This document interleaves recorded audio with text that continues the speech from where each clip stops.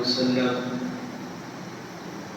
نحمده ونصلي على رسوله الكريم أما بعد فأعوذ بالله من الشيطان الرجيم بسم الله الرحمن الرحيم إن الدين عند الله الإسلام. اللہ پاک آپ کی اس اجتماع کو اپنی بارگاہ میں قبول و منظور فرمائیں. جیسا آپ کی آج طریقہ ہوتا ہے کہ تعداد کو پورا کرنا ہوتا ہے مغرب سے پہلے تک، تو زیادہ وقت نہیں لوں گا اور آپ بہت خوش نصیب ہیں. ویسے بارگاہ جو اجتماع ہے وہ کس طرح مختلف علاقوں میں ہوتا ہے، لیکن آپ جس شخص کے پاس آ کر رہے ہو یہ الحمدللہ مفتی بھی ہے اور عالم دین، شیخ الحدیث، مناظر اسلام، محقق اور اس فن کے ماہر بھی ہیں.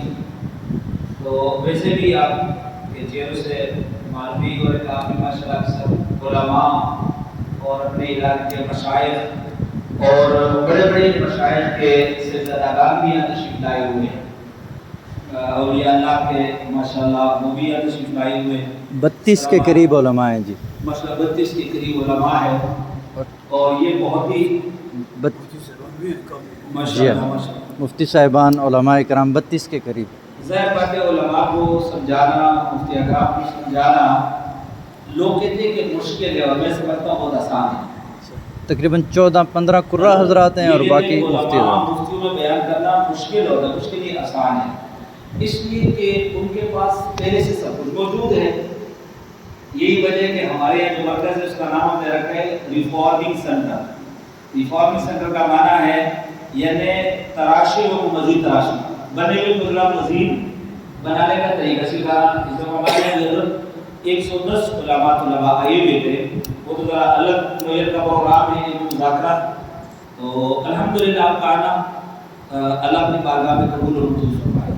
اور اس لیے قبول ہے اس لیے کہ جو کتاب آپ پڑھ رہے ہو، جو دعائیں کر رہے ہو، اس وقت آپ اعتکاف کے حالات میں ہیں اور ماشاءاللہ روزے کے حالات میں ہیں. تو میں تو آپ سے اس لیے آتا ہوں کہ اب اللہ سے ہم دعائیں لے لیں اور یہی وجہ ہے اپنے ساتھ میں پانی بھی لے کر آیا ہوں کہ اب اللہ دم کر کے ہمیں دے دے تو اللہ قبول فرمائے. مختصر گفتگو کریں گے کیونکہ ہمارے یہاں تقاریر اور واز سے زیادہ مذاکرے کا نظام ہوتا ہے. جیسے آپ ماشاءاللہ یہ جو کتاب ہے ایک کامل ولی کی طرف سے، حضور کی طرف سے بات جو ہے یہ کہیں نوعیت سے اجتماعات ہے اور لوگ بھی کہیں طریقے سے ان کو پڑھتے ہیں. ہر ایک اپنا الگ الگ طریقہ ہے کہ میں کیوں پڑھ رہا ہوں، میں کیوں پڑھ رہا ہوں. آپ سے پوچھو تو اس پر وقت لگے گا کہ آپ کیوں پڑھ رہے ہو اور کس مقصد کے لیے پڑھ رہے ہو. ہر ایک الگ الگ مقصد ہے، لیکن میں یہ سمجھتا ہوں کہ سب سے پہلے ہمارا مقصد یہ ہو کہ ہمارا تزکیہ ہو جائے. کیا ہو جائے؟ اندر کی صفائی ہو جائے، ہمارا تزکیہ ہو جائے. اگر تزکیہ ہو گیا صحیح معنی میں تو یہ جن موقعات کے لیے ہم چہرے اور جنات کو قابو کرنے کے لیے بہت زیادہ محنت کرتے ہیں یہ خود بخود انشاءاللہ تعالیٰ قابو ہو جائیں گے، لیکن پھر آپ کرو گے بھی نہیں. پھر آپ کرو گے. حضرت حکیم مولانا اشرف علی تھانوی رحمۃ اللہ کے پاس ایک شخص آیا کہ مجھے کوئی ایسے عمل بتائے جس سے میں جنات کو قابو کر سکوں، تسلیم کا عمل. تو حضرت نے فرمایا کہ ہم دنیا میں اس لیے آئے ہیں کہ ہم کسی کو کیا کریں؟ قابو کریں. لیکن بہرحال آپ کا یہ فیلڈ ہے، آپ کریں. آپ اپنے کام کا جو طریقہ کار ہے، چونکہ میں اس فیلڈ کا نہیں ہوں، اس فن کا نہیں ہوں جو عاملین کا طریقہ کار ہے، لیکن کہنے کا مقصد یہ ہے کہ سب سے پہلے ہم یہ نیت کریں کہ تزکیہ ہو جائے. کیا ہو جائے؟ تزکیہ ہو جائے. دوسرے نمبر پر یہ ہے کہ اولیاء اللہ نے اس کو پڑھا ہے اور ابھی دنیا بھر میں اولیاء اللہ بہت تعداد سے پڑھ رہے ہیں.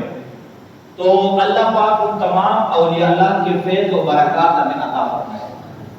اور تیسرے نمبر پر ہم اس کو اس لیے پڑھے کہ اس سے آدمی کا اپنا دفاع ہو جاتا ہے. کیا ہو جاتا ہے؟ جیسا آپ کے یہاں میں طریقہ دفاع ہو جاتا ہے.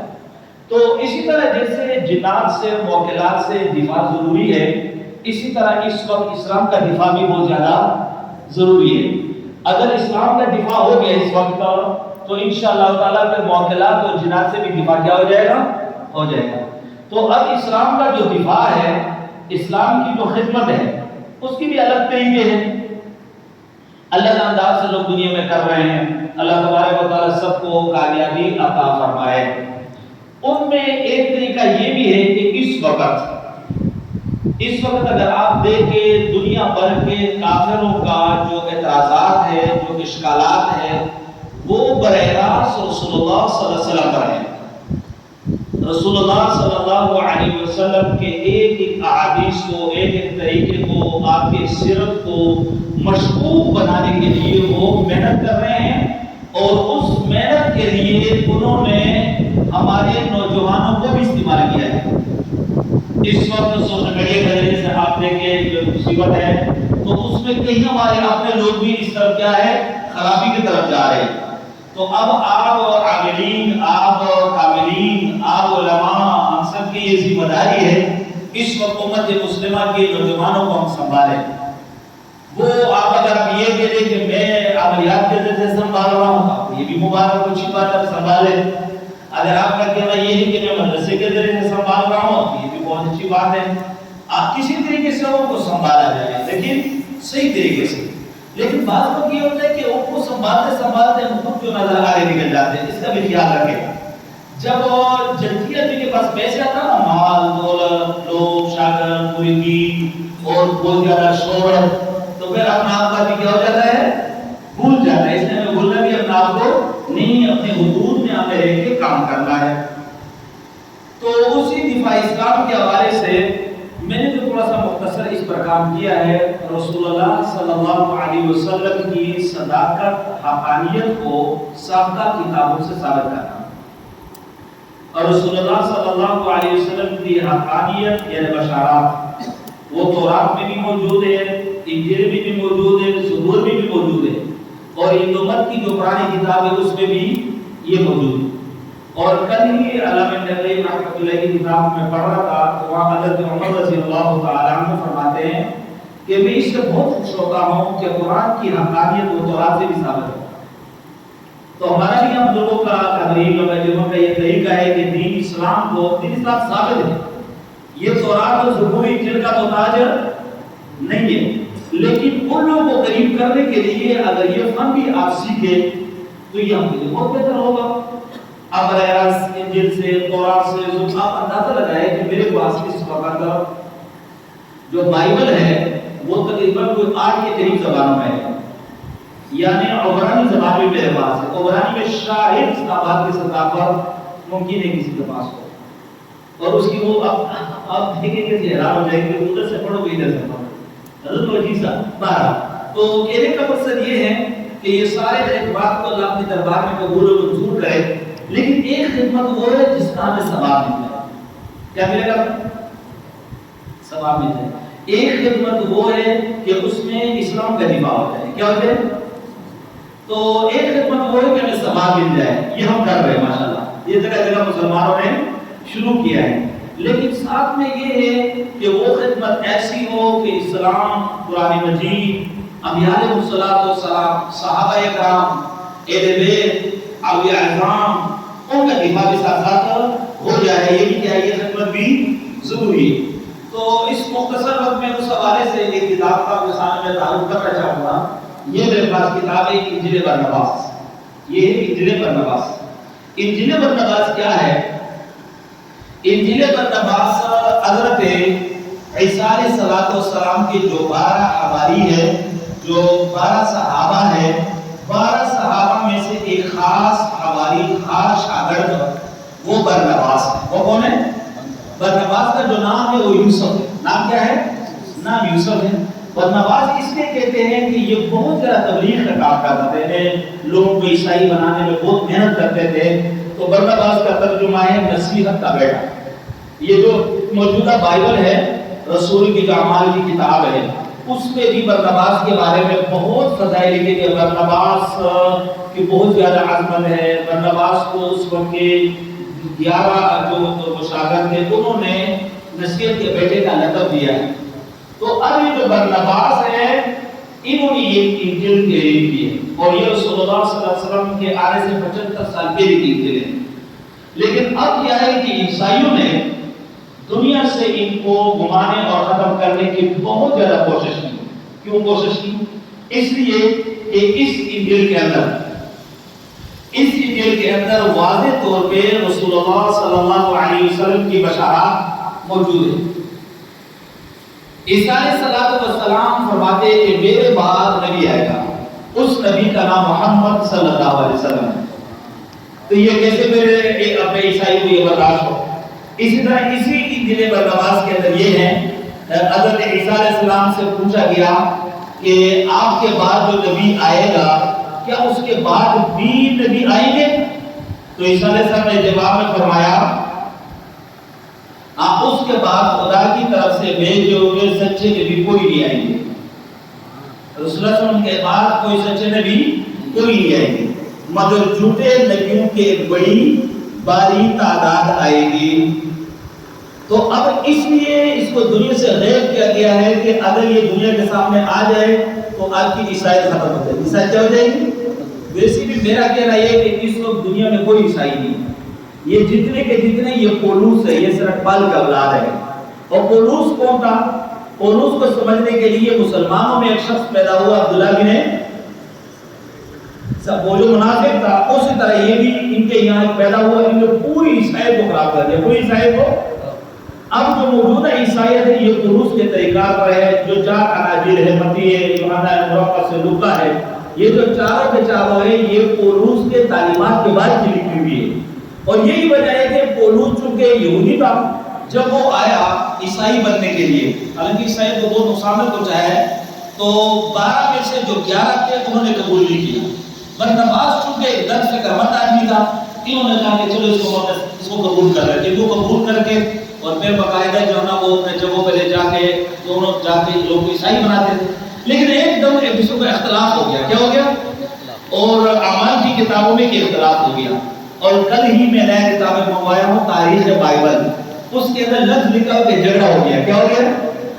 جھگڑا کس چیز پر ہوا ہے؟ اس پر ہوا کہ چونکہ پولوس نے اصل تعلیمات کو چھوڑا، اس لیے برناباس کے ساتھ اختلاف۔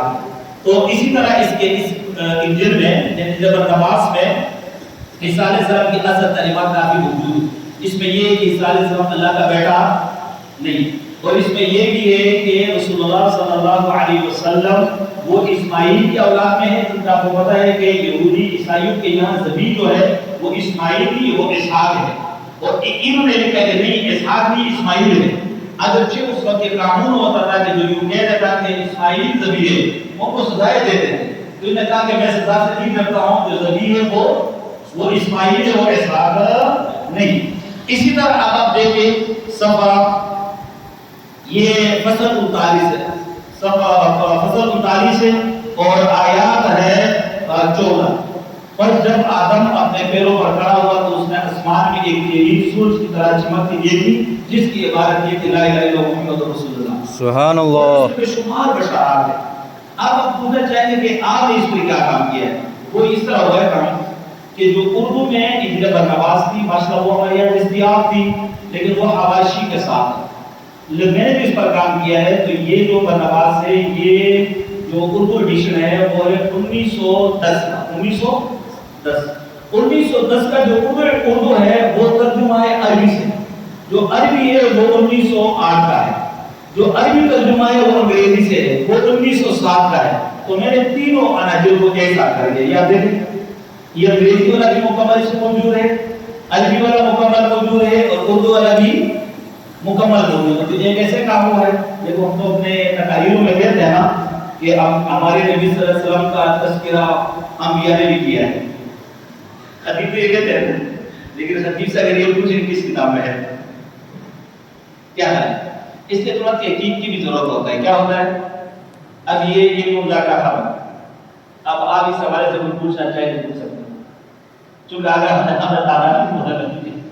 ہمارا مولانا صاحب بادل صاحب بھی بہت کام کے ہیں، بہت کام کر رہے ہیں مسجد کے حوالے سے بھی، دین کے حوالے سے، اور بھی کئی ماشاء ساتھی ایسے تشریف فرمائے ہیں، ہمارے شیخ کے سردار بھی تشریف لائے ہوئے، اور بھی کئی علماء کرام سردار دین تشریف فرمائے، آپ ذرا دعا بھی کریں۔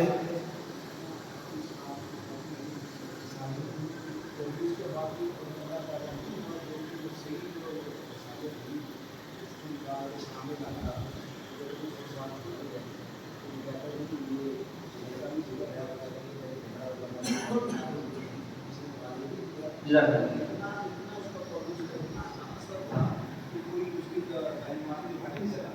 ماشاءاللہ بہت اچھا سوال کیا ہمارے بھائی نے کہ پولوس کے خلاف میں کوئی سامنے عیسائیوں میں نہیں آیا، پولوس کے مقابلے میں جو بھی آیا ہے وہ مسلمان ہوا ہے، وہ کیا ہوا ہے، وہ عیسائی پہ نہیں رہا، ایک بات۔ دوسری بات یہ کہ پولوس جو تھا وہ بولنے میں بہت چلاک تھا، اور چونکہ وہ منافق تھا اور خود بائبل کے اندر یہ وہ بھی کہتا میں رومی ہوں کہ بھی کہتا میں یہ ہوں، وہ اتنا خطرناک تھا کہ انہوں نے بائبل کے اندر یہ اپنی جو بھی خطوط ہے اس کے اندر صاف طور پہ لکھا ہے کہ عیسیٰ علیہ السلام لعنتی ہو کر مرا ہے، ماذا اب اس کے مقابلے میں کون آئے؟ انہوں نے پوری جو عیسائیت کے اس وقت مبلغین تھے ان پر انہوں نے اتنا اثر کیا شاگرد پورے کر دیے۔ اب بائبل ایک کتاب ہے، بائبل کی جو 2 حصے ہیں، اہدنامۂ قدیم اس میں 5 تورات ہے، کتنی تورات ہے؟ تو تورات کتنی نازل ہوئی؟ 1 یا 5؟ لیکن کہ یہاں 5 ہے، کتنے؟ پیدائش ہے، خروج ہے، اعداد ہے، اعمال ہے، استثناء ہے۔ ہم سے پوچھنا چاہتے ہیں کہ 5 میں سے وہ تورات ہمیں بتایا ہے جو آدم موسیٰ علیہ السلام پر نازل ہوئی، اسی طرح اس میں زبور بھی ہے۔ اب جو اہدنامۂ دوم ہے، اہدنامۂ جس کو جدید ہم کہتے ہیں، اس میں 4 اناجیل ہیں، متی، یوحنا، لوکا، مرقس۔ اب یہ جو اناجیل ہے تو ظاہر بات ہے جس سے کیسا عیسائیوں کو ہٹائے گے، تو یہ جو اناجیل کے مصنفین ہیں یہ پولس کے پیروکار ہیں، اور پھر اسی بائبل کے آخر میں جو خطوط ہے تقریباً 14 خطوط وہ بھی آپ کے پولس کے ہیں، اور جو کہ اعمال کی کتاب ہے لوکا کی وہ بھی پولس کی شاگردوں میں سے، یعنی پولس نے پورے نظام کو تبدیل کیا۔ جیسے ہمارے یہاں ایک نظام اسلام کے مد مقابل میں چل رہا ہے نا، جو عبداللہ بن سبا نے تیار کیا تھا، اس طرح ایک نظام انہوں نے تیار کیا ہے، اس نظام کے تحت یہ لوگ چلا رہے ہیں۔ لیکن ان میں بڑے بڑے لوگ ایسے پیدا ہوئے جو پولس کے عیسائیت کے خلاف پڑے ہوئے، وہ غیر پر مسلمان ہوئے، اور بڑا کام کیا ہے، کتابیں لکھی ہے۔ آپ ساتھ ساتھ پڑھ بھی سکتے